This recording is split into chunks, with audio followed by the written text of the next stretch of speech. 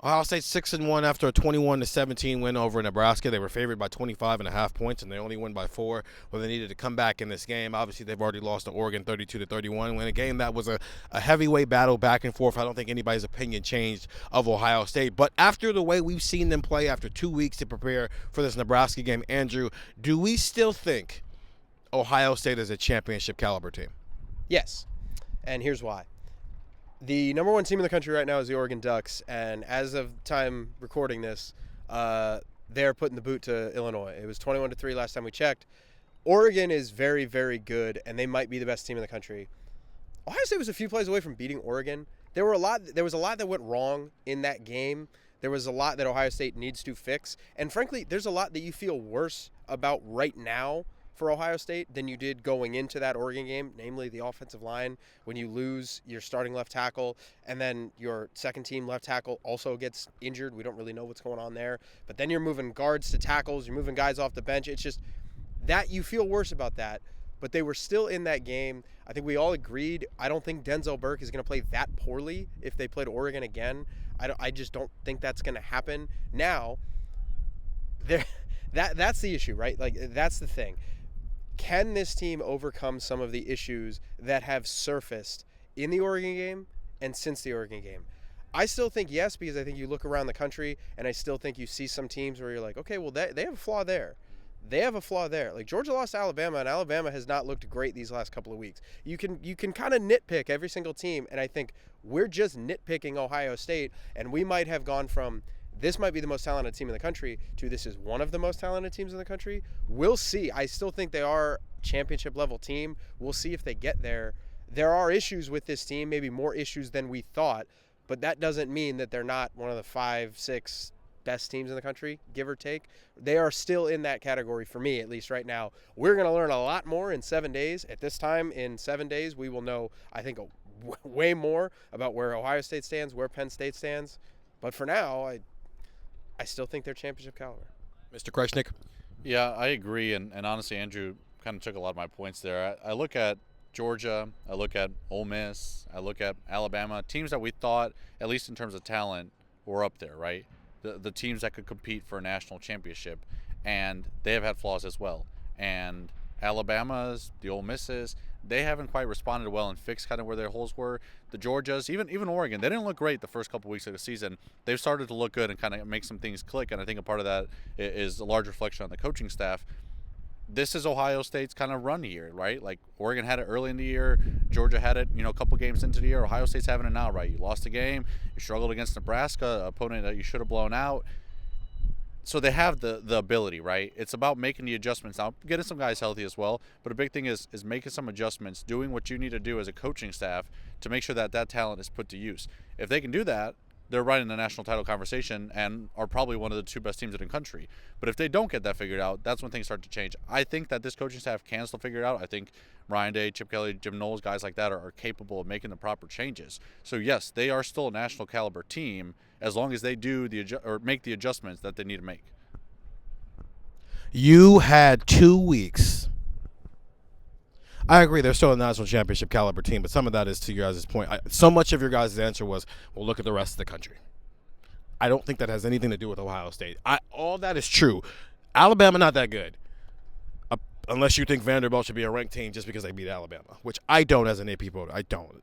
Georgia, not all that good, right? Texas, okay, not as good as we thought they were. Oregon's that good. We're going to find out next week if Penn State's any good, and then we're going to find out in about a month if Indiana's any good, right? But so right now, we're all wondering, well, who's good other than Oregon? So that's fine. I felt like Ohio State lost to Oregon, and it had problems.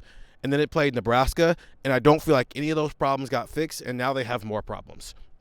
You've lost what might be a day 2 pick at left tackle. He's not coming back this year, and you had to replace him with Zen Maholski, who's in year 4 and just got his first start, and it didn't look great. And then you just lost him. So now you're moving your left guard to left tackle, and you're starting a guy who was repping at center in his second year at left guard. We don't know what their offensive line is going to look like next Saturday because we don't know how serious Zen Maholski's issue is. You solved your offensive line, and now it's a bigger problem than it was 9 months ago. So I don't know. That's a big issue right there, and it drastically changes the way this team operates. They can't run the ball. And you have 2 of the 5 best running backs in the country, and you can't run the ball. You have one of the best wide receiver trios in the country, but Will Howard doesn't have time to get any of those guys the ball. Plus, we're wondering whether or not he has the ability to consistently push the ball down the field. I thought the defense was better, and we'll do another video on the defense. But, also, it's Nebraska playing a true freshman quarterback who was seeing ghosts, because that's what true freshmen do. So, sure, they're a championship caliber team because you're comparing it to the rest of the country.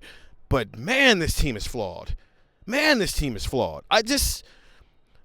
I don't know if I'm off base here. Maybe I'm too dramatic about this, and maybe I've gone out on the edge in a way I wasn't expecting to do on this video, by the way.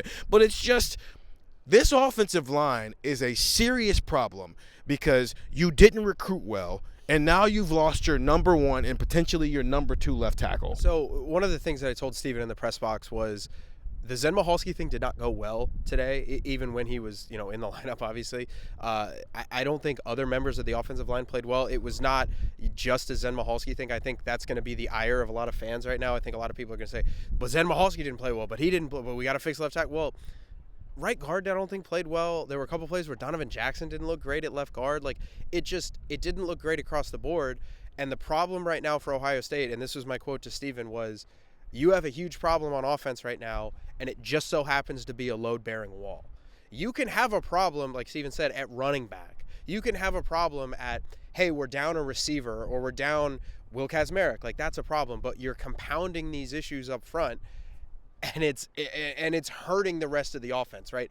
The offensive line problems through injury, it's not like, some of these guys have come in and just played poorly that we're like, wow, what in the world's going on? Yeah, not all of it's in their control. Right. We can respect that. But it is affecting the rest of the offense, and that is a really scary place to be right now if you're Ohio State. I'm going to ask a question as well, because especially to you, Steven, because you covered a lot of these Ohio State, Penn State games. From my perspective, the last few years of not covering Ohio State, but watching that game pretty regularly, every year it kind of felt like, is Penn State good enough to make that jump and beat Ohio State? Does it feel different this year? Because we're kind of looking at it being like, is Ohio State going to be crisp enough to win a game like that on the road?